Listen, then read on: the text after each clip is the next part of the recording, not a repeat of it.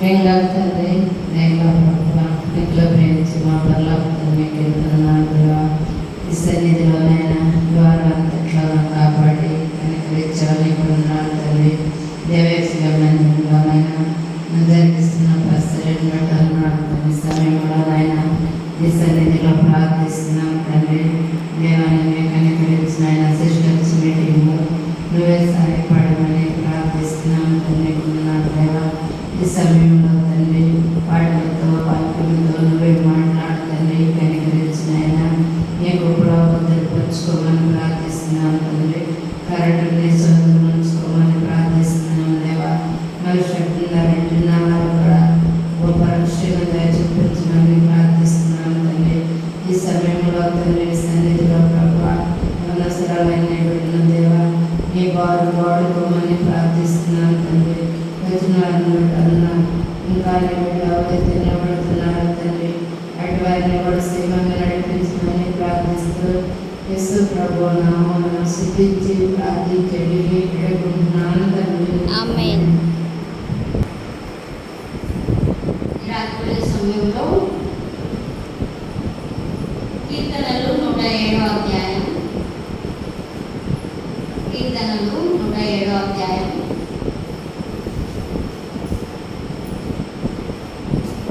మొదటి నుంచి 43 వచనాలు ఉన్నాయి.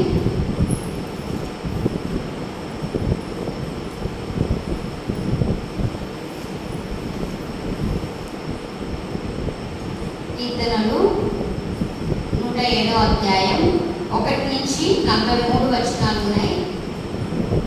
మనము బయటకు వెళ్ళము, కేవలం ఈ పాటలోనే చూస్తాం. అయితే సమయం ఉన్న కొలది మనము ధ్యానించుకునే వాటిగా ఉంటాం. అయితే ఇక్కడ చూసినట్లయితే మన భాగంలోకి వెళ్ళబోయే ముందుగా మొదటి వచనం అంటే 2వ వచనం చూసినట్లయితే నేను ఒకసారి చదువుతాను. కీర్తనలు 107వ అధ్యాయం మొదటి వచనం అండ్ 2వ వచనం నేను చదువుతాను. యెహోవా దయాళుడు, ఆయనకు కృతజ్ఞతాస్తుతులు చెల్లించుడి. ఆయన కృప నిత్యముండును. యెహోవా విమోచించిన వారు ఆ మాట పలుకుదురుగాక. విరోధుల చేతుల నుండి ఆయన విమోచించిన వారు. అయితే ఇక్కడ మనం చూసినట్లయితే ఇక్కడ ఫస్ట్ అండ్ సెకండ్ వర్సెస్లో మొదటి వచనం అండ్ 2వ వచనంలో మనకి ఏం అర్థమవుతుందంటే యెహోవా ఎలాంటి వాడంట? దయ కలిగిన వారు. ఆయనకి మనం ఏం చేయాలంట? కృతజ్ఞతాస్తుతులు చెల్లించారు. ఆయన కృప ఎప్పుడు ఉంటుందంట? నిత్యము ఉంటుందంట. అంటే ఫలానా సమయంలో దేవుని కృప దొరుకుతుంది అలాంటి లేదు. అయితే ప్రజెంట్ మనం అందరూ కూడా కృపాకాలంలో ఉన్నాం కాబట్టి ఆయన కృప నిత్యం ఉంటుంది అని చెప్పేసి చెప్తున్నారు. ఈ మాటలు ఎవరు పలుకుతారంట? యెహోవా విమోచించిన వారు ఆ మాటలు పలుకుతారు. ఏ మాటలు? దేవుడు దయ కలిగిన వాడు అండ్ ఆయన కృప నిత్యం ఉంటుందని ఈ మాటలు ఎవరు పలుకుతారంట? ఎవరైతే బంధకాల నుంచి విమోచించబడ్డారో అట్టి వారు సంతోషంగా ఉత్సాహంగా ఈ మాటలు వారి నోటి నుంచి పలికే వారిగా ఉంటారని చెప్పేసి. అయితే ఈ చాప్టర్ మొత్తంలో మనము 5 విషయాలు, 5 సిచ్యువేషన్స్ అంటే 5 సందర్భాలలో వారు ఏ విధంగా విమోచించబడ్డారు అండ్ ఏ విధంగా దేవుని స్తుతించినారు అనే విషయాలు మనము చూస్తాం. ఈ చాప్టర్ మొత్తంలో 1 నుంచి 43 వచనాలు ఉన్నాయి. ఎన్ని వచనాలు? మీరు బాగా గుర్తుపెట్టుకోవాలి. నేను మధ్య మధ్యలో క్వశ్చన్స్ అడుగుతా. అయితే ఈ 43 వచనాలలో 5 సిచ్యువేషన్స్ ఉన్నాయి. అంటే 5 సందర్భాలు ఉన్నాయి. అంటే వాళ్ళు ఫేస్ చేసిన ప్రాబ్లమ్స్ అనొచ్చు, లేకపోతే వాళ్ళు ఎదుర్కొన్న సమస్యలు అనొచ్చు. అయితే 5 సిచ్యువేషన్స్ ఉన్నాయి అండ్ 5 టైప్స్ ఆఫ్ ప్రేయర్స్ ఉన్నాయి. అంటే 5 రకాల ప్రార్థన, ఏ స్థితిలో వారు ప్రార్థించారు అనేది 5 ఉన్నాయి. అలాగే 5 రకాల సొల్యూషన్స్ కూడా ఉన్నాయి. అంటే 5 రకాల జవాబులు కూడా ఉన్నాయి. సమస్యలో ఉన్న వాళ్ళకి ప్రతి ఒక్కరికి ఏముంటుంది? బయటకు వచ్చే మార్గం ఉంటుంది కదా, అలాగా ఉండదా? బయటకు వచ్చే మార్గం కూడా ఉంటుంది కదా. అయితే దేవుడు కూడా అదే చెప్తారు. ఈ చాప్టర్ అంతట్లో కూడా 5 సమస్యలు ఉన్నాయి నా తలంపుగా. అలాగే 5 వారు ఏ విధంగా ప్రార్థించారు, 5 రకాల ప్రార్థనలు ఉన్నాయి అండ్ 5 టైప్స్ ఆఫ్ సొల్యూషన్స్. అంటే ఆ సమస్య నుంచి ఏ విధంగా బయటకు వచ్చారు అనేది 5 రకాలు ఉంటాయి. అలాగే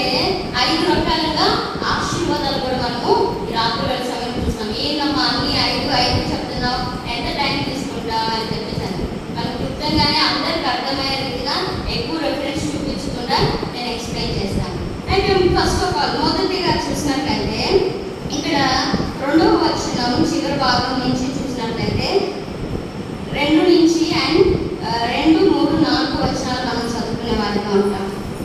యెహోవా విమోచించిన వారు ఆ మాట పలుకుతారు గాక, విరోధుల చేతిలో నుండి ఆయన విమోచించిన వారును, తూర్పు నుండి, పడమర నుండి, ఉత్తరం నుండి, దక్షిణం నుండి, నానా దేశముల నుండి ఆయన పోగు చేసిన వారును ఆ మాట పలుకుతారు గాక. 4th verse, 4వ వచనం. వారు అరణ్యమందలి ఎడారి త్రోవను తిరుగులాడుచుండిరి, నివాసపురమేది వారికి దొరకకపోయెను. ఆ తర్వాత 5, 6 కూడా చదువుకుందాం. ఆకలి దప్పుల చేత వారి ప్రాణము వారిలో సొమసిలెను, వారి కష్టకాలమందు యెహోవాకు మొరపెట్టారు. ఇక్కడ చూసినట్లయితే ఇక్కడ మనకి ఈ వాక్య భాగంలో వారు ఎలా విమోచించబడ్డారంట? తూర్పు నుండి, పడమర నుండి, ఉత్తరం నుండి అండ్ దక్షిణం నుండి, అంటే 4 సైడ్స్ నుంచి కూడా నానా దేశముల నుండి ఆయన పోగు చేసిన వారు. అంటే ఇక్కడ మనకి ఎవరు గుర్తొస్తారంటే వాళ్ళు ఎలా తిరుగుతున్నారంట? తూర్పు నుంచి పడమరకి, పడమర నుంచి తర్వాత ఉత్తరం, దక్షిణం మొత్తం కూడా తిరుగుతున్నారు. వారికి ఒక పర్టికులర్ ప్లేస్ లేదు, వాళ్ళు స్టే చేయడానికి కానీ, వారికి మంచిగా ఇల్లు కట్టుకోవడానికి కానీ అలాంటి ప్లేస్ ఏం లేదు. అంటే వారికి ఒక స్వాస్థ్యపు భూమి లేదు. అటువంటి విధంగా ఆకలి దప్పులతో తిరుగుతూ సొమ్మసిల్లిపోతున్న అట్టి వారు గురించి దేవుడు చెప్తారు. ఎవరైతే అట్టి స్థితిలో ఉన్నారో అట్టి వారిని దేవుడు ఏం చేశారంట? విమోచించారంట. ఎట్లా విమోచించారంటే 6వ వచనంలో మనం చూసినట్లయితే వారు కష్టకాలమందు యెహోవాకు మొరపెట్టిరి, ఆయన వారి ఆపదల నుండి వారిని ఏం చేసినారంట? విడిపించినారంట.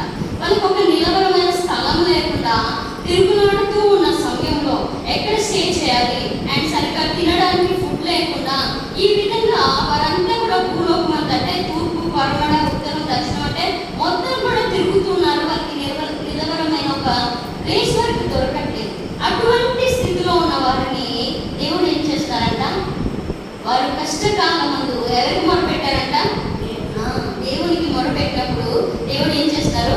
వారి ప్రార్థన ఆలకించి వారి ఉన్న బాధల నుంచి విడిపించినారు. మీరు ఇప్పుడు నేను ఎగ్జాంపుల్ అడుగుతా, మీకు ఎవరు గుర్తొస్తారు ఇది చెప్పినప్పుడు? దావీదు గుర్తొస్తున్నారా? ఇంకా యోసేపు గుర్తొస్తున్నారా? ఓకే. అయితే ఇశ్రాయేల్ ప్రజలు ఎవరు? ఇశ్రాయేల్ ప్రజలు వాళ్ళకు ఒక నిలబడిన పట్టణం లేదు. ఎలా ఉన్నారు? హార్డ్ వర్క్ చేపిస్తూనే ఉన్నారు. అంటే వాళ్ళు చాలా కష్టపడుతూ ఉన్నారు కదా. అయితే అటువంటి స్థితిలో వారికి బాధ ఎక్కువైపోయి ఏం చేస్తున్నారు? దేవునికి మొరపెడుతున్నారు. అండ్ ఇంకా బెస్ట్ ఎగ్జాంపుల్ ఏంటంటే లూకా సువార్త 18వ అధ్యాయం, క్షమించండి, లూకా సువార్త 15వ అధ్యాయం 11వ వచనం నుంచి మనం చూసినట్లయితే 11 నుంచి 24 వచనాల్లో అక్కడ ఒక కుమారుడు కనిపిస్తాడు. ఎవరు ఆ కుమారుడు? కుమారుడు అనగానే మీకు దక్కాలి. ఎవరు? తప్పిపోయిన చిన్న కుమారుడు కనిపిస్తాడు. అతను ఎలా ఉన్నాడు? తన తండ్రిలో ఇంటిలో ఉన్నప్పుడు, తన తండ్రితో సహవాసం చేసినప్పుడు తన కొదవంతు కూడా ఏమీ లేదు. అయితే ఎప్పుడైతే ఈ లోకంలో ఉన్న ఆకర్షణలు ఏదైతే వాళ్ళ ఫ్రెండ్స్ ద్వారా కానివ్వండి, తనకున్న డబ్బు ద్వారా కానివ్వండి, లేకపోతే తన తండ్రి గొప్పవాడు కాబట్టి తన తండ్రికి ఉన్న గొప్ప పేరును బట్టి, పరిచయమైన వారిని బట్టి కానివ్వండి, వారిని బట్టి ఎప్పుడైతే లోకంలోకి వెళ్ళిపోయినాడో, ఎప్పుడైతే తండ్రికి దూరం అయిపోయినారో అప్పుడు ఏమైపోయారు? తనంతా కూడా నష్టపోతూ వచ్చినాడు. అప్పుడు తెలిసి వచ్చింది ఆకలి బాధ, లేకపోతే కష్టం విలువ, తండ్రి దగ్గర దొరుకుతున్న ప్రేమ వాల్యూ దొరికింది. అప్పుడు అతను ఏమంటున్నాడు? నేను తిరిగి నా తండ్రి దగ్గరికి వెళ్ళి, అయ్యా నీ ఇంటిలో నేను ఒక సేవకుడిగా అయినా, ఒక పరిచారకుడిగా, ఒక సర్వెంట్ లాగైనా ఉండడానికి నాకు అవకాశం ఇవ్వండి అని చెప్పేసి అడుగుదామని అనుకుంటే ఎప్పుడైతే ఆ విధంగా తిరిగి రావడానికి ఇష్టపడినాడో తండ్రి ఏం చేసినాడు? అక్కడ ఒక చక్కని మాట ఉంది, ఏమని? వాడి ఇంట్లో దూరముగా ఉన్నప్పుడు ఏం చేస్తున్నాడు? పరిగెత్తుకుంటూ వెళ్ళిపోయి ఈ రోడ్ నుంచి వెయిట్ చేస్తున్నాడు కదా. అంత ప్రేమగా వెళ్ళిపోయి హక్ చేసుకుని ఏం చేస్తున్నాడు? ముద్దు పెట్టుకుని ఏం చేస్తున్నాడు? అయ్యా నాకు ఆకలిగా ఉంది ఫాదర్, చాలా రోజుల నుంచి నేను తినలేదని చెప్పినాడా? చెప్పక ముందే తన అవసరం ఎరిగి ఏం చేస్తున్నాడు? గొప్ప విందు చేపించాడు. తనకి స్నానం చేపించి మంచి వస్త్రాలు, చెప్పులు, ఉంగరం, అధికారాన్ని సమస్తాన్ని ఇస్తూ వచ్చినాడు. అయితే దీన్ని బట్టి మన ఎగ్జాంపుల్ ఏంటంటే ఫస్ట్ స్థితి, ఈ ద్వారా, లోకంలో అనేక రకరకాల ప్రజల ద్వారా ఎప్పుడైతే మనం తండ్రి అయిన దేవునికి దూరం అయిపోయినామో, దేవుడు మనల్ని ఏం చేస్తాడు, మరలా మనము పడిపోయి, మళ్ళా ఈ లోక మాలిన్యంతో చిక్కబడిపోయి, ఈ లోకంలో అనవసరమైన ఇబ్బందులు పడుతూ ఉన్నప్పుడు, అది ఆత్మీయ ఆకలి కానివ్వండి, అంటే వాక్యం దొరకలేని స్థితి కానివ్వండి, వాక్యం దగ్గరికి వెళ్ళలేని స్థితి కానివ్వండి, లేకపోతే దాపం దేవుని సన్నిధికి దూరంగా ఉన్నప్పుడు, పాపంలో చేసిన తర్వాత సాతానుడు చెప్తా ఉంటాడు, ఏ ముఖం పెట్టుకుని వెళ్తూ ఉంటావు, వెళ్ళకి ఇంకా నువ్వు ఇంతే ఉండిపో అని చెప్పేసి మనల్ని ఇంకా పాపంలోనే కృంగదీయాలని చెప్పేసి చూస్తూ ఉంటాడు. అయితే మనమైతే దాని దుష్టుడి మాట వినకూడదు, కానీ మనం ఏ మనసు కలిగి ఉండాలి, తప్పిపోయిన కుమారుడు ఏ మనసు అయితే కలిగి ఉన్నాడో, తిరిగి తండ్రి దగ్గరికి రావాలని చెప్పేసి ఎట్టి మనసు అయితే కలిగి ఉన్నారు. అలాగే ఇశ్రాయేలు ప్రజలు కూడా వారి కష్టకాలంలో దేవునికి మొరపెట్టాలనే ఏ మనసు అయితే వారు కలిగి ఉన్నారో, అట్టి మనసు కూడా మనం కలిగి ఉండాలి. ఎలాగా మనం ఉన్న సమస్యలు, ప్రభా ఈ బంధకాల్లో, ఈ లోకంలో, ఈ వ్యసనాలలో, లేకపోతే ఫలానా ప్రాబ్లమ్స్లో నేను చిక్కుపోయినాను, కృపతో నన్ను జ్ఞాపకం చేసుకోండి అని చెప్పేసి మనం ప్రేయర్ చేసినట్లయితే దేవుడు ఏం చేస్తారంట, మనల్ని వాటి నుంచి మన ప్రార్థన ఆలోచించి వాటి అన్నిటి నుంచి మనల్ని ఏం చేస్తారంట, విమోచిస్తారంట. అప్పుడు మనం చెప్పగలుగుతాం ఏమని, యెహోవా దయాళుడు, ఆయన కృప నిత్యం ఉంటుంది. అది ఒక ఎక్స్పీరియన్స్ చేస్తేనే, అంటే అనుభవిస్తేనే తెలుస్తుంది. అయితే అటు విధంగా తెలిసిన వాళ్ళు ఏం చేస్తారంట, 8th verse 7-8 చదువుతున్నాం, 7-8 వచనాలు చదువుతున్నాం.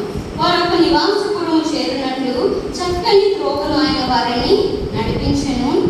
ఆయన కృపను బట్టి నరులకు ఆయన చేయు ఆశ్చర్య కార్యములను బట్టి వారు యెహోవాకు కృతజ్ఞతాస్తుతులు చెల్లించారు. ఏం చేశారంట, వారు ఉండడానికి చక్కని పురమునకు దేవుడు ఏం చేస్తారంట, నడిపిస్తారు. అలాగే మన జీవితంలో మనం ఫేస్ చేసిన, చిక్కుకున్న వాటన్నిటి నుంచి విడిపించిన తర్వాత ఒక సరైన బాటలో, ఒక సరైన గమ్యానికి చేరినట్లుగా, ఒక సరైన నిశ్చలమైన రాజ్యానికి చేరినట్లుగా దేవుడు ఏం చేస్తారంట, ఆ చక్కని త్రోవలో నడిపించడానికి ఆయన సిద్ధంగా ఉన్నాడు. ఇవన్నీ జరగాలంటే మొదటిగా మనం చేయాల్సింది ఏంటిది, మనము ఆయన యొక్కకు రావడానికి ఇష్టపడాలి, ఆయనకి మొరపెట్టడానికి ఇష్టపడాలి, మనం చెప్పినవి, మనం చేసినవన్నీ ఆయన సన్నిధిలో ఒప్పుకోవడానికి ఇష్టపడాలి. తప్పిపోయిన కుమారుడు కూడా అదే కట్ చేసినాడు, నేను పరలోకమునకును అండ్ మీకును నేను వ్యతిరేకంగా తప్పు చేశాను తండ్రి అని చెప్పేసి తన స్థితినంతటిని కూడా తండ్రి ఎదుట ఒప్పుకోవడానికి ఇష్టపడుతూ వచ్చినాడు. కాబట్టి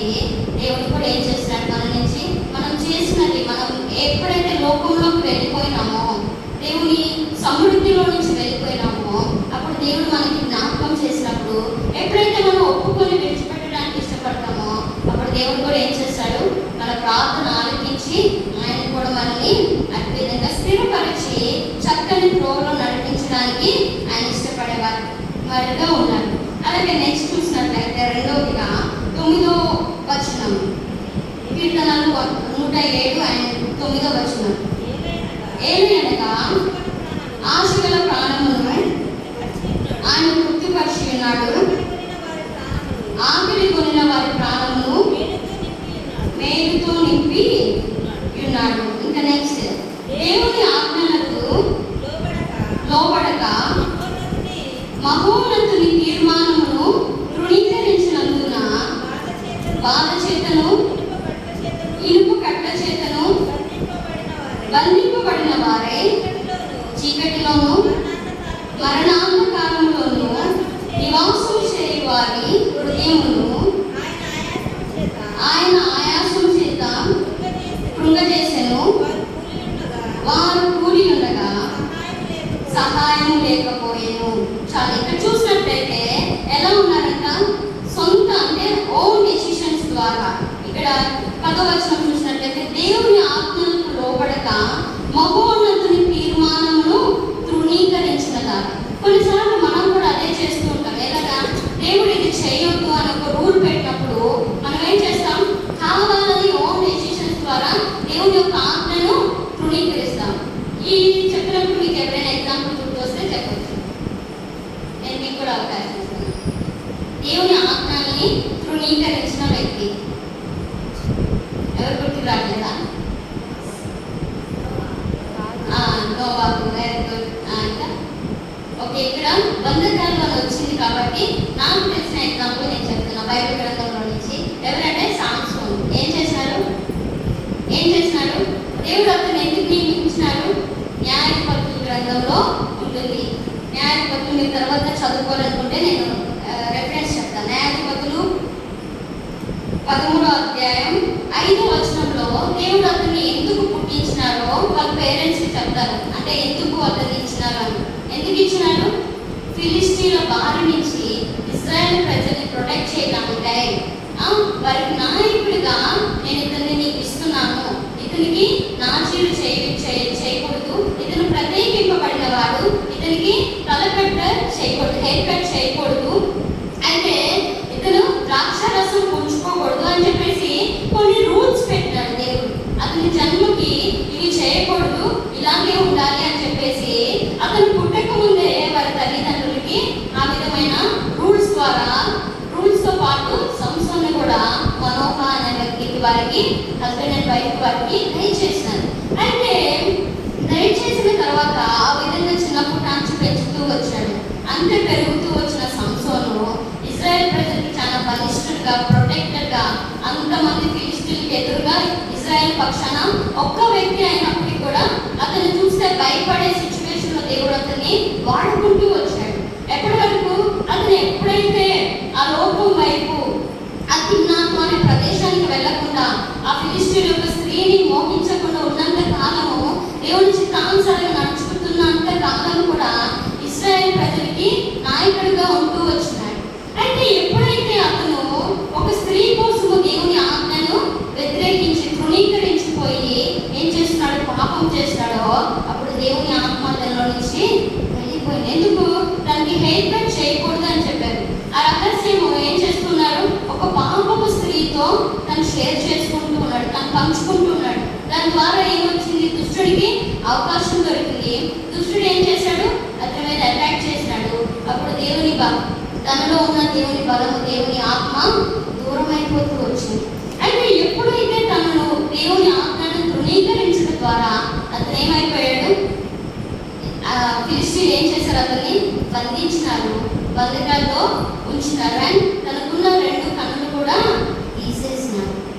అయితే ఎప్పుడైతే ఈ విధమైన జరిగిందో అప్పుడు సంసోనుకి గుర్తొచ్చింది, అయ్యో నా తప్పిదం ద్వారానే కదా అని చెప్పేసి ఏం చేస్తున్నాడంటే ఆ మాట ఒకటి చదువుదాం. న్యాయాధిపతులు 16వ అధ్యాయం. న్యాయాధిపతులు ముందు ఉంటుంది. న్యాయాధిపతులు 16వ అధ్యాయం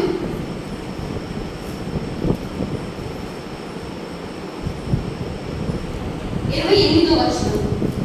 అప్పుడు సంసోను, యెహోవా ప్రభువా, దయచేసి నన్ను జ్ఞాపకం చేసుకొనుము. దేవా, దయచేసి ఈసారి మాత్రమే నన్ను బలపరచుము. నా 2 కన్నుల నిమిత్తము ఫిలిష్తీయులను ఒక్కమారే దండించి పగ తీర్చుకుని మిమ్మల్ని యెహోవాకు మొరపెట్టారు. ఏం చేశాడంట? ఆ బంధకాలలో నుంచి ఏం చేస్తున్నారు?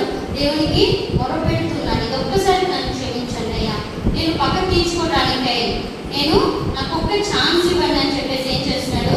దేవుని సన్నిధిలో తన తప్పును ఒప్పుకొని పశ్చాత్తాపడుతూ ప్రార్థన చేయడం ద్వారా దేవుడు ఏం చేస్తున్నాడు? తనకి మళ్ళా తిరిగి బలాన్ని ఇస్తాడు. ఆ తర్వాత కింద భాగాలు చూసినట్లయితే వారితో పాటు వారందరినీ చంపుతూ కూడా అందరూ ఒకే గుడిలో చేరి ఉండగా ఏం చేశాడు? సంవత్సరం తనకున్న బలంతో 2 పునాదుల్ని తొయ్యడంతో వారితో పాటు సంవత్సరం కూడా చనిపోతాడు. అయితే ఇక్కడ మనం గమనించాల్సింది ఏంటంటే సంసోను పట్ల దేవునికి ఉన్న ప్రణాళిక వేరు. అయితే దేవుని ఆజ్ఞను తృణీకరించడం ద్వారా ఏం చేశాడు? తను ఎంతగానో నష్టపోతూ వచ్చాడు. దేవుడు తనను ఎంతగానో గొప్పగా వాడుకోవాలనుకున్నాడు. కానీ తన అవిధేయత ద్వారా ఏం చేస్తున్నాడు? తను చాలా నష్టపోతూ వచ్చాడు. మంచి నాయకుడిగా ఉండలేకపోతూ వచ్చాడు. అలాగే మన జీవితంలో కూడా కొన్ని కార్యాలు, కొన్ని సమస్యల్ని మన ఓన్ డెసిషన్స్ వల్ల, మన వ్యక్తిగత తీర్మానాల వల్ల, లేకపోతే వ్యక్తిగత నిర్ణయాల వల్ల అని కూడా చెప్పుకోవచ్చు.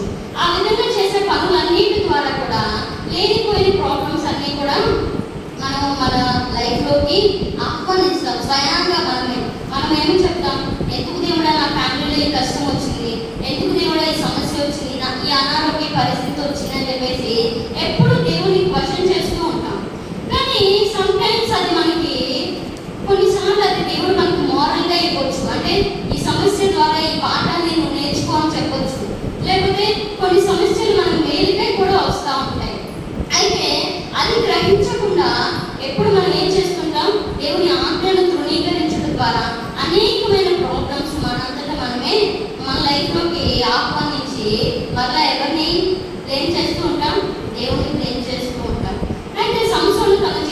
తప్పును బట్టి దేవుణ్ణి ఎప్పుడు బ్లేమ్ చేయలేదు. కానీ ఏం చేస్తున్నాడు? తన తప్పును ఒప్పుకుంటూ ప్రభువా ఒక్కసారి మీరు ఏడలా నేను పక్క తీర్చుకోవడానికి నాకు శక్తి ఇవ్వండి. అలాగే మనం అడగకూడదు ఏమని, దేవుడా ఈమె ద్వారా నేను రివెంజ్ తీర్చుకోవాలనుకుంటున్నాను, నాకు ఇవ్వండి పవర్స్ అని అడగకూడదు. అది మంచి హ్యాబిట్ కాదు. ఎందుకంటే ఆ ఫిలిష్టీయులకి వ్యతిరేకంగా వారితో పోరాడటానికి సంసోన్ని దేవుడు ఇచ్చినాడు కదా. అయితే దాన్ని సరిగ్గా యూజ్ చేసుకోలేదు అతను. అయితే మనం కూడా మన జీవితంలో మనకి నేర్పించిన పాఠం ఏంటంటే, దేవుడు ఏం చెప్పాడు మనకి? ఏం చెప్పలేదమ్మా అన్నట్టు చూస్తున్నారు. ఏం చెప్పారు? రివెంజ్ తీర్చుకోమని చెప్పారా? ఏం చెప్పారు? పక్క తీర్చుకున్నట ఈ పని కాదు, నా పని, అది నా కూతురు ఏంటని చెప్పారు. కాబట్టి మనం ఏం చేయాలి? పక్క తీర్చుకోవచ్చా? కాదు. ఈ శత్రువులైనా కానీ ప్రేమించండి అని చెప్పేసి దేవుడు మనకు ఆజ్ఞ పెట్టారు. అతనికి వాళ్ళతో ఫైట్ చేయడానికి అతనికి పెట్టిన రూలు, అతనికి పెట్టిన ఆజ్ఞ. అయితే మనకి ఇచ్చిన ఆజ్ఞ ఏంటిది? శత్రువుల సైతము ఏం చేయాలంట? ప్రేమించాలి. అయితే మనం వాటి ప్రేమించడం చేస్తున్నామా? చేయట్లేదు కదా. అయితే రాత్రుల సమయంలో హెచ్చరిస్తున్నారు. కొన్ని సమస్యలు మన నోటి వలన కానీ తెచ్చుకుంటాం. కొంతమందిని స్నేహితులుగా మన నోటి ద్వారా తెచ్చుకున్న రీతిగానే కొంతమంది మన పగవారిగా కొన్నిసార్లు మన నోటి ద్వారా చేసిన మాటలను బట్టి లేకపోతే మన పనులు బట్టి వారిని పగవారిగా చేసుకుంటాం. అయితే మనం ఏం చేయాలి? వారిని తప్పైనప్పటికీ కూడా మనం ఏం చేయాలి? వారిని ప్రేమించే వారిగా ఉండాలి, వారిని క్షమించే వారిగా మనం ఉండాలి. మనకు చెప్పిన ఆజ్ఞ అది ఫాలో అవ్వకుండా మనం లేనిపోయిన సమస్యలు తెచ్చుకొని దేవుడిని బ్లేమ్ చేసేవారిగా మనం ఉండకూడదని చెప్పేసి ఈ పాఠంలో మనము నేర్చుకోవచ్చు. మళ్ళా కీర్తనలు 107వ అధ్యాయం దగ్గరికి వెళ్దాం. అయితే ఎప్పుడైతే వారు కష్టకాలం ముందు ప్రార్థన చేసినారో అప్పుడు దేవుడు ఏం చేశారంట? దాని కింద భాగం చదువుతాం. 13వ వచనం. కష్టకాలం ముందు వారు యెహోవాకు మొరపెట్టిరి, ఆయన వారి ఆపదల్లో నుండి వారిని విడిపించెను. వారి కట్లను తెంపివేసి చీకటిలో నుండి మరణాంధకారంలో నుండి వారిని రప్పించెను. ఆయన కృపను బట్టి నరులకు ఆయన మేలు చేయు ఆశ్చర్య కార్యములను బట్టి వారి యెహోవాకు కృతజ్ఞతాస్తుతులు చెల్లించారు. నేను లాస్ట్లో ఒక ప్రశ్న అడుగుతా. నేను చదివేది నేను చెప్పేది మీరు వింటూ ఉంటే దానికి ఆన్సర్ చేస్తారు, ఓకేనా? అయితే ఇక్కడ మరలా ఏం చేశారు? వారి కష్టకాలం నందు బంధకాల్లో ఉన్నప్పుడు, వాళ్ళ బాధల్లో ఉన్నప్పుడు, వారి సొంత నిర్ణయాలను బట్టి తెచ్చుకున్న సమస్యలను బట్టి నా వల్లే వచ్చింది అని చెప్పి తలకొట్టుకొని ఆడవలేదు. ఎందుకు దేవుడు చేసినావు ఈ విధంగా అని చెప్పి క్వశ్చన్ చేయలేదు. అయితే ఏం చేస్తూ వచ్చినారు? యెహోవాకి అంటే దేవునికి మొరపెడుతూ వచ్చినారు. అప్పుడు దేవుడు ఏం చేశారు? వారి ప్రార్థన ఆలకించి వారిని విడిపించి ఏం చేస్తూ వచ్చినారు? వారి బంధకాలన్నింటి నుంచి కూడా విడిపిస్తూ వచ్చినారు. అలాగే మనం ఇప్పుడు రెండు చూసుకున్నాం. మొదటిది ఈ లోకంలో ఏం చేస్తున్నాం? అన్ని సమస్యల్లో, అన్నిట్లో, పాపంలో, శాపంలో, ఈ లోకంలో మనము దేవునికి అవిధేయమై దూరం అయిపోతూ వచ్చినాం. ఎప్పుడైతే తప్పిపోయిన కుమారుడు ఎలా అయితే ప్రార్థించినారో తిరిగి తండ్రి సన్నిధికి చేరుతూ వచ్చినారు. ఆ విధంగానే మనం కూడా ప్రార్థించి లోకంలో ఉన్న ప్రతి ఒక్క మాలిన్యాన్ని ఏం చేయాలి? విడిచిపెట్టి తండ్రి సన్నిధికి రావడానికి ఇష్టపడాలి. అట్టి రీతిలో ప్రేయర్ చేస్తే దేవుడు ఆ ప్రార్థన ఆలకించి మనల్ని ఏం చేశారు? ఈ లోపు బంధకాల నుంచి విడిపించి మనల్ని ఆయన సన్నిధిలో విమోచించి సంఘంలో స్థాపిస్తారు, నిలబెడతారు. అలాగే రెండవదిగా చూసినట్లయితే మనం సొంత నిర్ణయాల వల్ల ఏం చేస్తుంటాం? కొన్ని ప్రాబ్లమ్స్ తెచ్చుకుంటూ ఉంటాం. అయితే ఆ సమస్యలు ఎందుకు వచ్చినాయి? నా వల్లే వచ్చినాయి, నాదే. అలా చేయకుండా ఏం చేయాలి? మనము దేవుడికి మొరపెట్టాలి. మొరపెట్టినప్పుడు ఏం చేస్తాడు ఆయన? ఆ బంధకాల నుంచి, ఆ చీకటి బంధకాల నుంచి, అది వ్యసనాలైనా కానివ్వండి, చీకటి కన్నా దొంగ ఊపి అంటారు. అంటే కొన్ని సాధారణ స్ప్రే చేసి ఆ వ్యసనాల్లో కానీ కొన్ని హ్యాబిట్స్ ఉంటాయి. కళ్ళతో చూడకూడని వాటిని చూడాలనే అనిపిస్తూ ఉంటుంది. అవి చూస్తూ ఉంటాం. మాట్లాడే వ్యర్థమైన ముసలమ్మ ముచ్చట్లు, ఇలాంటి అన్నీ కూడా కొన్ని వ్యసనాలు. అవన్నిటిని కూడా మనం ఏం చేయాలా? విడిపించు ప్రభువా, నన్ను వీటన్నిటి నుంచి నన్ను విమోచించాను అని చెప్పేసి మనం అడిగినట్లయితే దేవుడు వాటి బంధకాల నుంచి మనల్ని విడిపించడానికి సిద్ధంగా ఉన్నాడు. అయితే మనం చేయాల్సినవి మనం అడగాలి. అలాగే మూడో ప్రాబ్లం చూసినట్లయితే, మూడో సందర్భం చూస్తే 107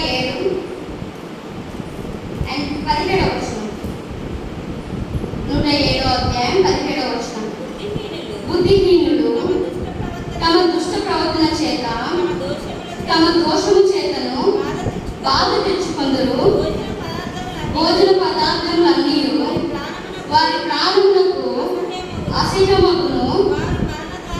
వారు మరణ ద్వారములను సమీపించుదురు.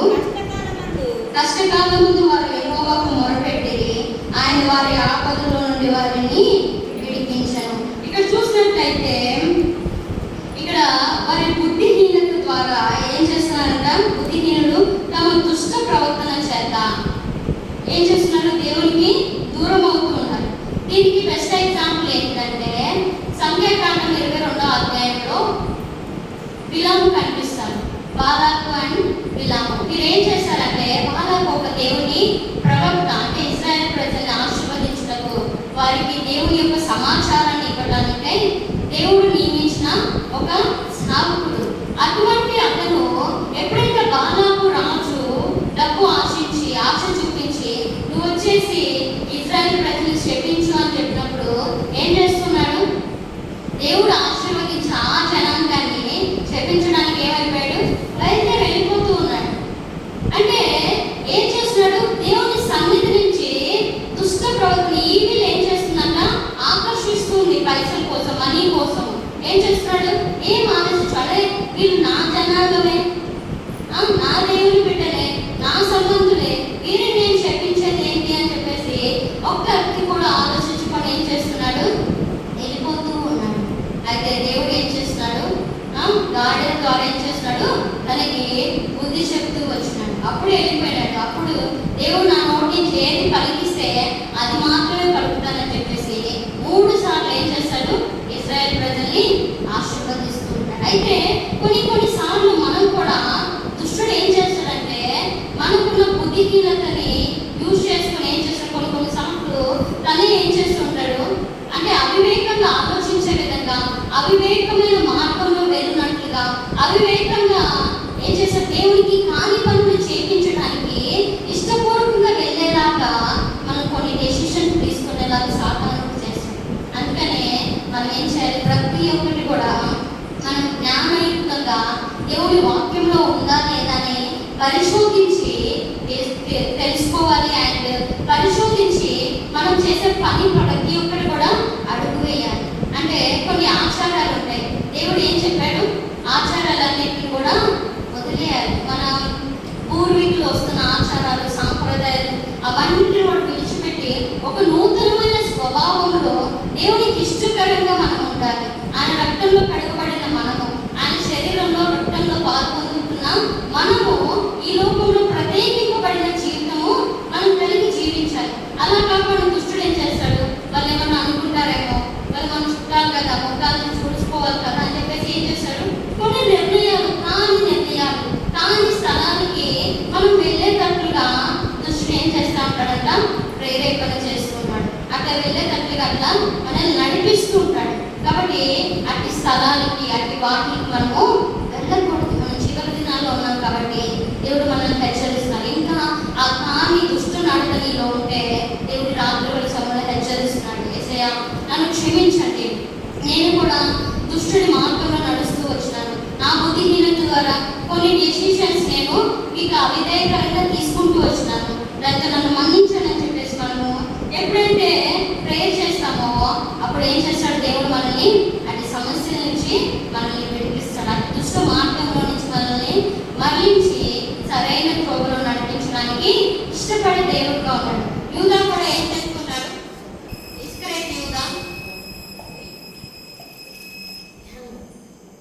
ఇస్కరేతు యూదా ఏం చేస్తున్నాడు?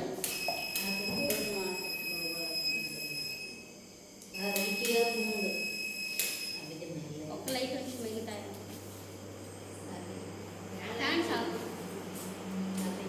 ఇక్కడ బుజ్జి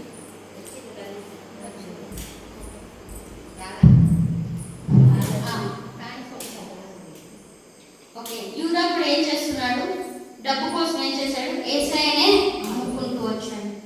కానీ తనేమన్నా ఇష్టంగా తిన్నాడా? ఆ పైసలతో ఒక్క పూట కూడా ఆ మనీతో ఎంజాయ్ చేయకుండా ఏం చేస్తున్నాడు? అవన్నీ కూడా విసిరేసాడు, వెళ్ళిపోయాడు. దేవుని సన్నిధిలో ఒప్పుకోలేదు. ఏం చేస్తున్నాడు? హ్యాంగ్ చేసుకుని చనిపోతూ వచ్చాడు, నష్టపోతూ వచ్చాడు. అయితే మనకు సమయం ఉన్నప్పుడే దేవా ఫలానా ఒక బంధకంలో నేను ఇరుక్కుపోయా, నా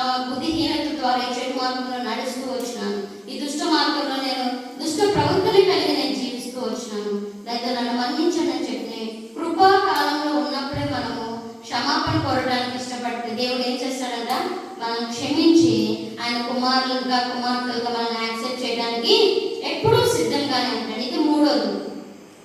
గుర్తున్నాయా? మొదటిది నేను అనుకున్నాను, మీరే చెప్పాలి. ఫాస్ట్గా చెప్తే ఫాస్ట్గా వెళ్ళిపోతా. మొదటిది, లోకంలో పాపంలో తప్పిపోయిన కుమారుడు వలె చిక్కపోయిన మనము ఆయన ప్రార్థిస్తే ఆయన మనల్ని విడిపిస్తాడు. రెండోది, సంసోను వల్ల ఏం చేస్తున్నాడు, దేవుని ఆజ్ఞలను తృణీకరించడం ద్వారా ఏమొస్తుంది, పాపంలో పడిపోవడం ద్వారా మనం దేవునికి దూరం అయిపోతాం. అయితే ఆ యొక్క సొంత నిర్ణయాన్ని తీసేసి ఎప్పుడైతే దేవుని సన్నిధిలో క్షమాపణ కోరుకుని దేవుని ఆజ్ఞానుసారంగా జీవించడం ద్వారా మనకి మేలు ఉంది. ఆయన విడిపిస్తాడు, ఆయన త్రోవలో మనల్ని నడిపిస్తాడు. మూడవది, మన బుద్ధిహీనత ద్వారా ఏం చేస్తాం, దుష్ట ప్రవర్తనలో నడచడం ద్వారా ఏం చేస్తాం, మనం దేవునికి అవిధేయం అయిపోయాం, దూరస్థులం అయిపోయాం. అయితే ఎప్పుడైతే ఆయన కృపకి పాత్ర నుంచి చేయబడతాం అంటే ఆయన దగ్గరికి వచ్చేసి ఎప్పుడైతే తండ్రి నన్ను క్షమించానని అడుగుతామో అప్పుడు ఏం చేస్తారు, ఆయన కృపలో ద్వారా మనల్ని జ్ఞాపకం చేసుకొని మనల్ని అటు దుష్ట మార్గం నుంచి విడిపిస్తాడు. అలాగే ఫోర్త్గా చూసినట్లయితే, నాలుగవదిగా చూసినట్లయితే ఈ 2 వర్సెస్ చదువుకుని 4వ చూద్దాం. 20వ వచనం, ఆయన తన వాక్కును పంపి వారిని బాగు చేశాను, ఆయన వారు పడిన గుంటలో నుండి వారిని విడిపించాను. గాడిద ద్వారా దేవుని దూతను పంపించి గాడిదకే నోరు తెప్పించి ఏం చేశారు, అతను త్రోని సరి చేశాడు బిలాము యొక్క జీవితంలో. అలాగే చూసినట్లయితే 21 వర్స్లో, ఆయన కృపను బట్టి నరులకు ఆయన చేయు ఆశ్చర్య కార్యములను బట్టి వారు యెహోవాకు ఏం చేస్తున్నారంట, కృతజ్ఞతాస్తుతులు చెల్లిస్తున్నారు. అలాగే 23rd వర్స్లో చూసినట్లయితే ఇది 4వ స్థితి. ఓడలెక్కి సముద్ర ప్రయాణం చేయవారు, మహాజలం మీద సంచరించుచు వ్యాపారం చేయవారు యెహోవా కార్యములను సముద్రంలో ఆయన చేయు అద్భుతములను చూచిరి. ఆయన సెలవీయగా తుఫాను పుట్టెను, అది దాని తరంగములకు పైకెత్తెను. వారు ఆకాశము వరకు ఎక్కుచు అగాధములకు దిగుచు నుండిరి. శ్రమ చేత వారి ప్రాణము కరిగిపోయెను. మత్తులైన వారి వలె వారు ముందుకు వెనుకకు దొర్లుచు ఇటు అటు తూడుచుండిరి. వారు ఎటు తోచుకయుండిరి. శ్రమకు తాళలేక వారు యెహోవాకు మొరపెట్టిరి. ఈ తుఫాను ఓడ అనగానే ఎవరు గుర్తొస్తారు? నోవా గుర్తొస్తారు. ఇంకా ఇలా చెప్పారు స్టార్టింగ్ ఎగ్జాంపుల్, ఇదే గుర్తులేదా? ఓడ, తుఫాను, ప్రార్థన ఎవరు గుర్తుకు రావట్లేదా? యోనా ఏం చేస్తున్నాడు? దేవుని మాట కాకుండా తన ఓన్ డెసిషన్ గా వెళ్ళిపోతూ వస్తున్నాడు. వాళ్ళంతా ఎలా ఉన్నారంట, ఓడలో పడిపోతూ ఉన్నారు, ఇటు అటు తూలుతూ ఉన్నారు. అయితే అటువంటి స్థితిలో ఆ శ్రమకు తాళలేక ఏం చేస్తున్నారంట, అందరూ కూడా అన్యుడే వాళ్ళు ఉన్నారు. యోనా ఒక్కడే దేవుని యొక్క సేవకుడు. అయితే అటువంటి స్థితిలో అన్యులు కూడా ఏం చేస్తున్నారంట, ఎవరు దేవుని వాళ్ళు ప్రార్థన చేయండి, ఎవరి వల్ల వచ్చిందో ఇది అని చెప్పేసి ఏం చేస్తున్నారు, చీట్లు వేస్తున్నారు. అటువంటి స్థితిలో యోనా ఏం చేస్తున్నాడంట, ఏం చేస్తున్నాడు, పడవ అడుగున కమ్మంగా నిద్రపోతున్నాడు. ఇప్పుడు మనకందరికి అక్కడెక్కడో పులి తిరుగుతుందంటే సరిగ్గా నిద్ర కూడా పడ్డది కదా. అయితే ఏం చేస్తున్నాడు, అంత తుఫానులో సముద్ర మధ్యంలో ఉండి ఏం చేస్తున్నాడు, చక్కగా నిద్రపోతున్నాడు. ఏ కొన కూడా అరే దేవుని ఆజ్ఞకు నేను లోబడకుండా వచ్చేసానే, నాకేం పనిష్మెంట్ ఇస్తారో అని చెప్పేసి ఏ కొనలో కూడా ఇంత కూడా ఆలోచన లేకుండా గురుక పెట్టి నిద్రపోతున్నాడు. గురికి ఎప్పుడు వస్తుంది, చాలా డీప్ స్లీప్లోకి వెళ్ళిపోయినప్పుడు గురుకు వస్తుంది. ఆ విధంగా గురుక పెట్టి నిద్రపోతున్నాడు. అప్పుడు ఓడ నాయకుడు వచ్చి, పోయి నిద్రపోతారే, ఎట్లయ్యా నీకు నిద్ర పడుతుంది, ఇంత పెద్ద తుఫాను వస్తుంది, మా వస్తువులన్నీ వేసేస్తున్నాం, అందరూ సర్వం నష్టపోతూ వస్తున్నాం, ప్రాణాలు తగ్గితే చాలనుకుంటున్నాం, ఇంత కష్టంలో నీకు ఎలా నిద్ర పడుతుంది, నీ దేవుడు ఎవరో ప్రార్థన చేయన్నప్పుడు అన్యులు గుర్తు చేస్తే ఏం చేస్తున్నాడు, గుర్తు తెచ్చుకుని అప్పుడు ఒప్పుకోవడానికి ఇష్టపడుతున్నాడమ్మా, నా వల్లే కష్టం వచ్చినయ్యా, నన్నెత్తి సముద్రంలో వేయండి. నేను సర్వశక్తి దేవుని ఆకాశాన్ని భూమిని ఎవరైతే సృష్టించినారో ఆ దేవుని సావుకుని నేను ఈ విధంగా ఈ తప్పు చేసినాను, నా వల్లే వచ్చిందని చెప్పేసి ధైర్యంగా చెప్తున్నాడు. ఎందుకు ఈ మాటలు చెప్తున్నానంటే, కొన్ని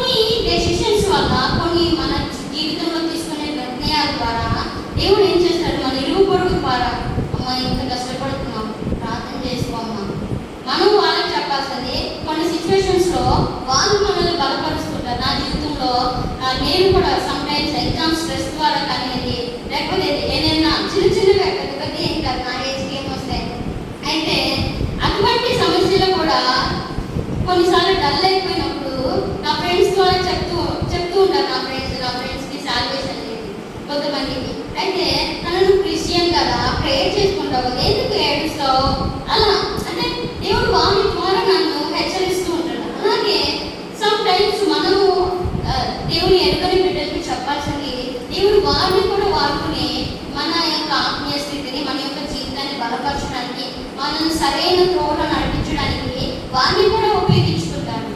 అయితే మనం చేయాల్సింది ఏంటిది? వారు అట్టి విధంగా ప్రార్థన చేసుకో, లేకపోతే మీ దేవుడికి ఉన్నారు కదా అలా ఏమన్నా మాటలు వచ్చినప్పుడు అది అవకాశంగా తీసుకొని మనం ఏం చేయాలి? వారికి దేవుని సువార్తను ప్రకటించాలి. యోనా కూడా అదే విధంగా చేశాడు. ఏం చేశాడు? నేను ఆకాశానికి భూమిని సమస్తాన్ని సృష్టించిన సర్వశక్తి గల దేవుని సేవకున్నయ్యా అని చెప్పినప్పుడు వాళ్ళందరికీ భయం వేస్తుంటుందేమో, అంత గొప్ప దేవుడు ఏదో ఒక మాట తప్పిపోయినందుకు ఇంత విధంగా పనిష్ చేస్తున్న ఆ దేవుడా, ఎంత భయగల దేవుడు అని చెప్పి నాకు తెలిసి వాళ్ళు కూడా దేవుని ఎందుకు భయం కలిగి ఉంటుంటారు. అయితే ఎప్పుడైతే యోనాని ఆ యొక్క సముద్రంలోకి విసిరివేసినారో అప్పుడు ఏం జరిగింది? మొత్తము నిమ్మలమైపోయింది. ఇప్పుడు యోనా ఎక్కడున్నాడు? యోనా చేప కడుపులో యోనా అయితే చేప కడుపులో ఉండి ఏం చేస్తున్నాడు? దేవునికి ప్రార్థన చేస్తున్నాడు. శ్రమ కాలంలో ప్రార్థన చేస్తున్నాడు. నాకు అనిపించింది ఈ భాగం చదువుతున్నప్పుడు అదేదో ఒడ్డునే ఉన్నప్పుడే ప్రార్థన చేస్తుంటే, ఒకవేళ వెళ్ళినా కానీ ఎవరన్నా నువ్వేంటి ఇక్కడ మా ప్రాంతంలోకి వచ్చి సువార్త చేస్తున్న వాళ్ళని నిలివే వాళ్ళు అనుకుంటే మామూలు నాకు ఎందుకయ్యా సారీ అని చెప్పి తిరిగి వచ్చి ఉండేవాడేమో అని నాకు అనిపించింది.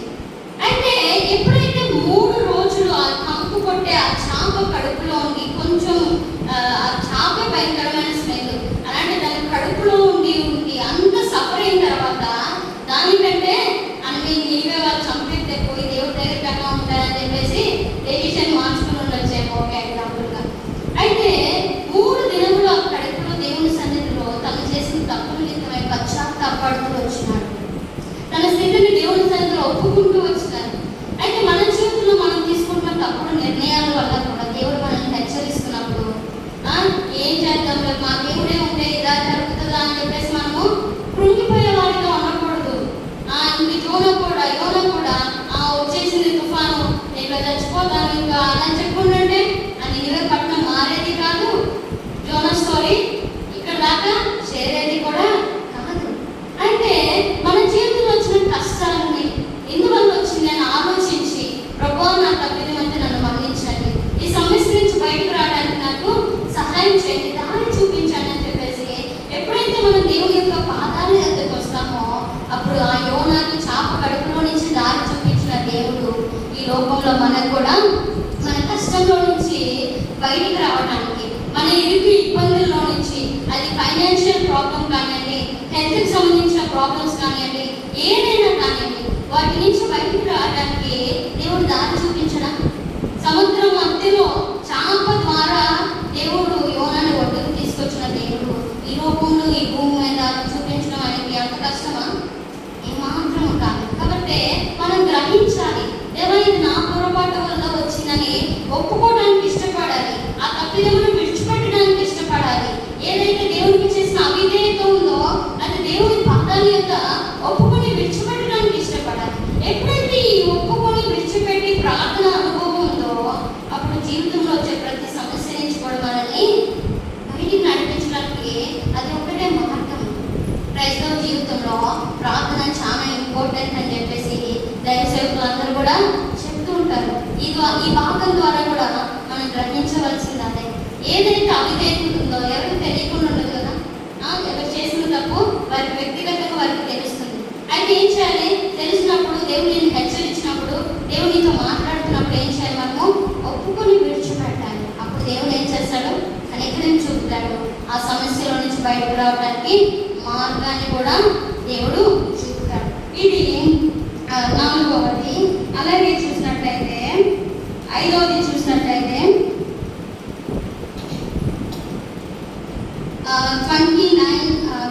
31 చదువుకుని వెళ్దాం. 30వ వచనం. అవి నిమ్మలమైనవి, వారు సంతోషించిరి, వారు కోరిన రేవునకు ఆయన వారిని నడిపించెను,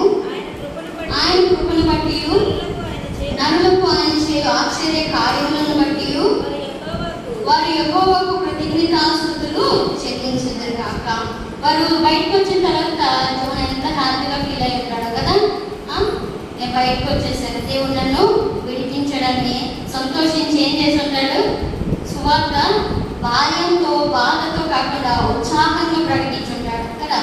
అయితే అలాగే 5వ సమస్య మనం చూసుకుని క్లోజ్ చేసుకునే వారిగా ఉంటాం.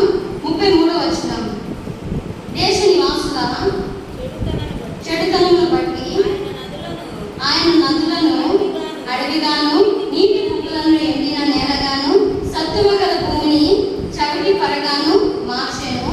అరణ్యమును నీటి మడుగుగాను ఎండిన నేలను నీటి ఊటల చోటుగాను ఆయన మార్చి వారు అచ్చట నివాసపురం ఏర్పరచుకున్నట్లు పొలంలో విత్తనములు చల్లి ద్రాక్ష తోటలు నాటి వాటి వలన సస్య ఫలాభివృద్ధి పొందినట్లు ఆయన ఆకలి కొనిన వారి అచ్చట కాపురం ఉంచును.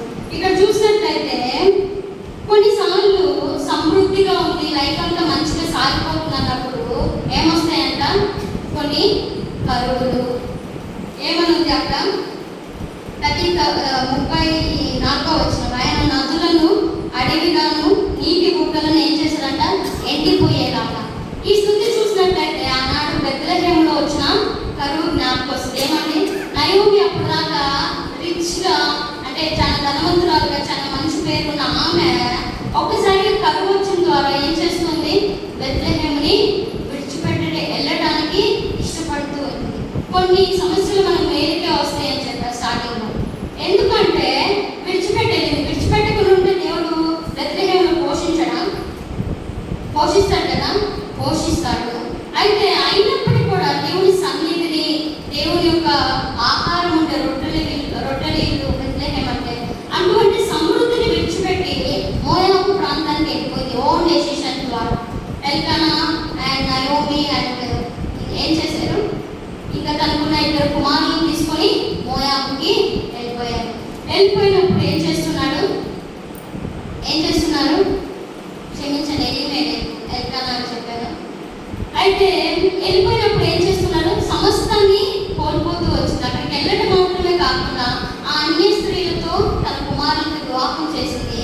తర్వాత ఏం చేస్తుంది, తనకున్నదంతా కూడా కోల్పోతుంది. ఉన్నదంతా అంటే ఆస్తి, ఉన్నదంతా అంటే కాదు, మన కుటుంబమే మన బలము, మన తోడు. అంటే అటువంటి యజమానుల్ని కోల్పోతూ వచ్చింది. అయితే అంత పోగొట్టుకుని వచ్చింది. దేవుడు విడిచిపెట్టాడా, విడిచిపెట్టాడు. ఇక్కడ మనకున్న పాయింట్ కూడా అదే. ఏ దేవుడైతే స్టార్టింగ్లో కరువునిచ్చినారో ఆ దేవుడు ఏం చేస్తున్నాడు, పోషిస్తూ ఉన్నాడు, ఆశీర్వదిస్తూ ఉన్నాడు. తిరిగి ఏం చేస్తున్నాడు, ఎప్పుడైతే తిరిగి రావడానికి ఇష్టపడిందో, మోయాబులోనే ఉంటే ఏం జరిగేదో మనకి కూడా తెలియదు. అయితే ఆ మోయాబు జీవితాన్ని విడిచిపెట్టి ఆ వెళ్ళిపోయి దేవునికి దూరం అయిపోయి ఆ స్థితిని విడిచిపెట్టి తిరిగి రావడానికి ఎప్పుడైతే డెసిషన్ తీసుకుందో ఆ విధంగా ఏం చేస్తుంది, మరలా తన జీవితంలో సంతోషాన్ని చూస్తూ వచ్చింది, ఆశీర్వాదాన్ని చూస్తూ వచ్చింది. తను చూస్ చేసుకుని తన కుమారుడికి ఇచ్చి పెళ్లి చేసిన ఆ రూతు ద్వారా ఆ జనరేషన్లో నుంచి ఎవరు వచ్చారు, ప్రభు అయిన యేసుక్రీస్తు వారు వచ్చారు. ఇక్కడ నా పాయింట్ కూడా అదే. ఎలా అంటే 41 వర్స్లో 41వ వచనం చదివినట్లయితే, అట్టి దరిద్రుల బాధను పోగొట్టి వారిని లేవనెత్తను, వారి వంశమును మందవలే వృద్ధి చేసి. ఎలా చేశాడంట దేవుడు, అట్టి దరిద్రమైన అటువంటి పాడైపోయిన లేకపోతే లోకానికి సాదృశ్యమైన మోయాబు దేశంలో నుంచి తీసుకొచ్చిన ఈ రూతు అంటే నయోమిని దేవుడు ఏం చేస్తున్నాడు, దాని దరిద్రపు స్థితి నుంచి లేవనెత్తి ఏం చేస్తున్నారు, వారి వంశాన్ని వృద్ధి చేశారు. ఆ వంశంలో నుంచే ప్రభు యేసుక్రీస్తు వారి లోక పాపములను మోసుకునే గొర్రెపిల్లలాగా ఈ లోకానికి వచ్చినారు. అయితే మన జీవితంలో కూడా కొన్నిసార్లు కరువుల్ని దేవుడే మనకి జీవితంలోకి ఎలో చేయొచ్చు. అయితే మనం ఏం చేయడము, ఈ బాధ వచ్చిందే, ఈ కష్టం వచ్చింది అని చెప్పేసి దేవుని సన్నిధి దూరం అయిపోవాలా. కొంతమంది జ్వరం వస్తే దేవుని సన్నిధికి రారు, ఇంట్లోనే పడుకుంటారు. అమ్మో నాకు జ్వరం వచ్చింది అని చెప్పేసి ఇంట్లో పడుకుంటే ఆశీర్వాదమా, దేవుని సన్నిధిలో ఉంటే ఆశీర్వాదమా? దేవుని సన్నిధిలో ఉంటేనే ఆశీర్వాదం కదా. కానీ ఏం చేస్తుంటారు, పిల్లల్ని దేవుని సన్నిధికి తీసుకురారు. ఏం చేస్తుంటారు, నువ్వు ఇంట్లోనే కొనుక్కోనన్నా రెస్ట్ తీసుకో అంటారు. స్కూల్కి వెళ్ళకుండా మమ్మీ నాకు ఫీవర్ వచ్చిందనంటే చూసి ఏం చేస్తారు, జ్వరం లేదు ఏం లేదు, ఈరోజు ఎగ్జామ్ ఉంది ఏంటి అంటారు కదా. కానీ దేవుని సన్నిధికి తీసుకురావడానికి ఏం చేస్తున్నారు, జ్వరం వచ్చిందని నాకు పనుకు అయితే నేను ఒక్కదాన్ని వెళ్ళొస్తా. ఎంత బాధాకరమైన విషయం కదా. అటు విధంగా ఉంటే దేవుడు ఎలా మన కుటుంబాన్ని ఆశీర్వదిస్తాడు, ఎలా ఫలభరితమైన జీవితాన్ని మన జీవితంలో చూడగలుగుతాం ఒక్కసారి ఆలోచించండి. మరి ఎప్పుడైతే ఆ మోయాబు స్థితిని విడిచిపెట్టి ప్రార్థన చేసి దేవుని సన్నిధికి రావడానికి ఇష్టపడ్డారు, దేవుడు వారిని ఆశీర్వదిస్తూ వచ్చారు.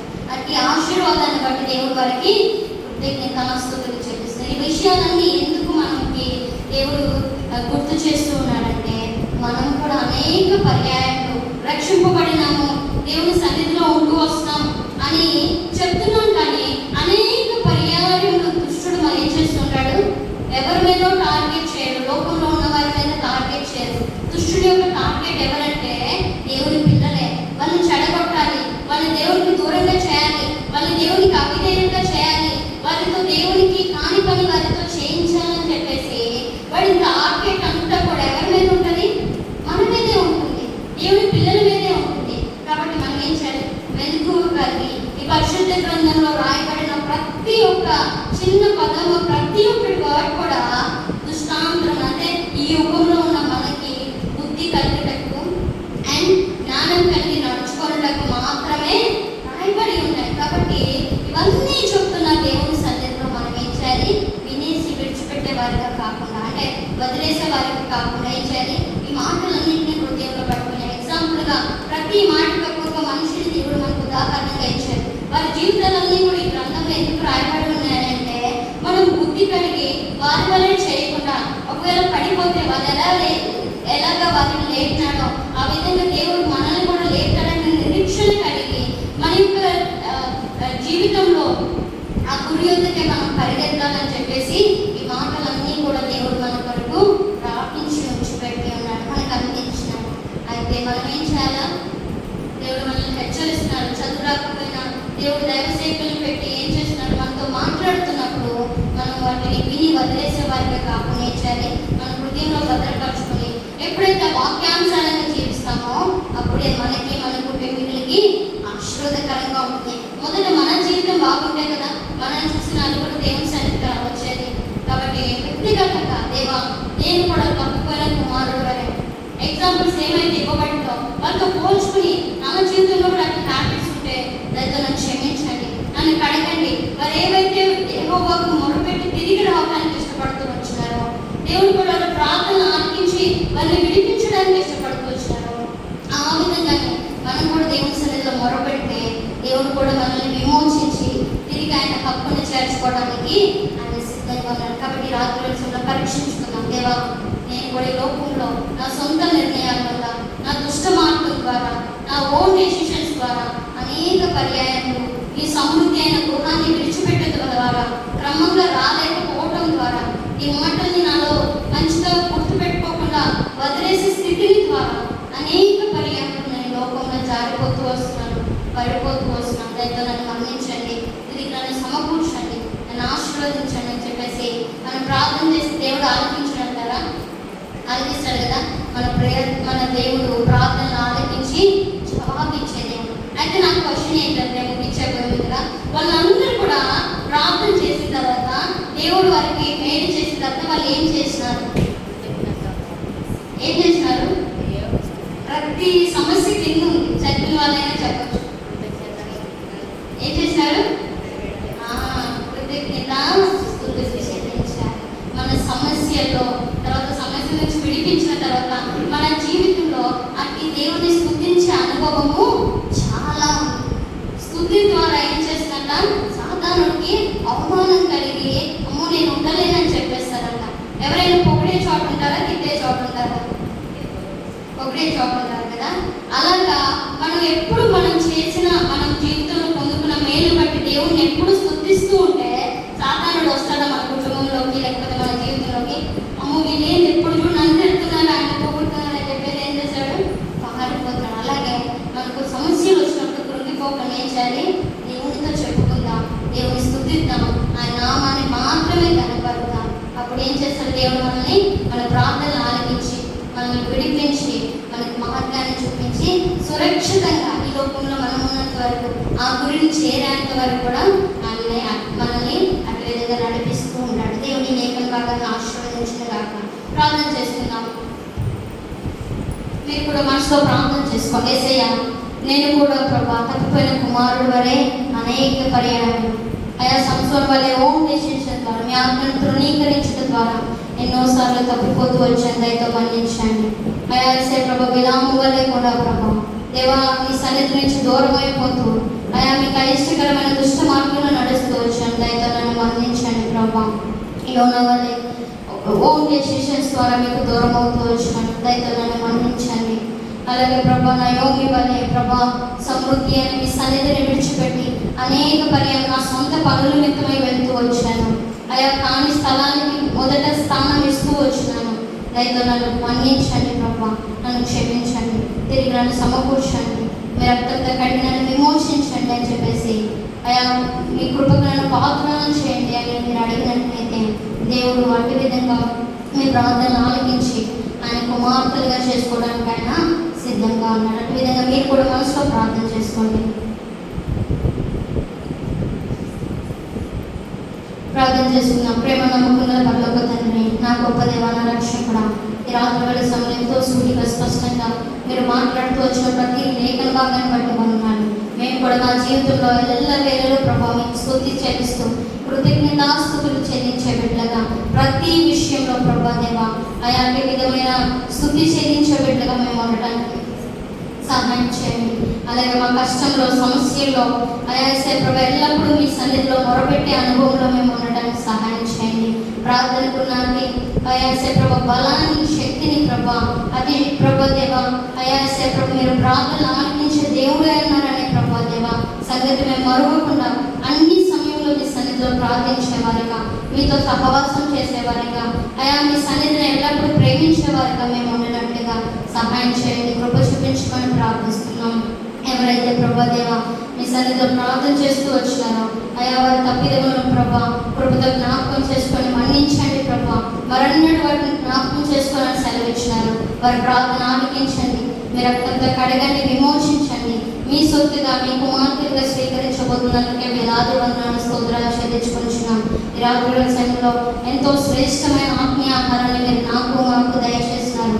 మేము కూడా అటు వాక్యానుసారంగా ప్రభా మీరు అక్కడి వరకు మా పోకడ వరకు ప్రభా అటు వాక్యానుసారంగా మీ త్రోవలో నడిచే బిడ్డగా అపోస్తలుడైన పౌలు గారి వలె ప్రభా గురి యొద్దకే పరిగెత్తే బిడ్డగా ఉన్నట్లుగా మీరు మమ్మల్ని ఆశీర్వదించండి. మేము మాత్రమే కాకుండా అనేకుల్ని సన్నిధికి నడిపించే అటు మాదిరికరమైన జీవితాన్ని మేము కలిగి ఉన్నట్లుగా సహాయం చేయమని ప్రార్థిస్తూ రాత్రుల సమయంలో ప్రభా దేవా మీరు సాటి నుంచి ఇంతవరకు కృప చూపుతూ వచ్చినారు.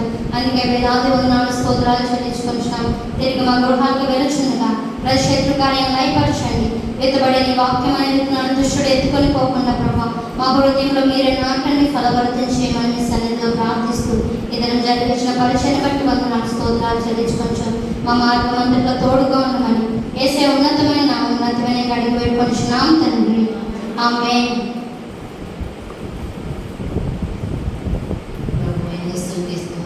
ఇప్పుడు సదాకాలం మనకి తోడై ఉండను గాక.